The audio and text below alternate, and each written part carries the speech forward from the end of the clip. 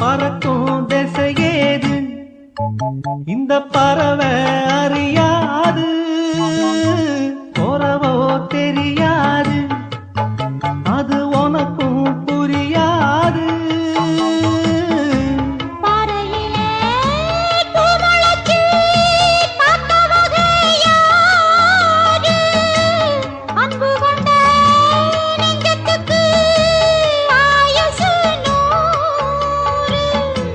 காலம் வரும்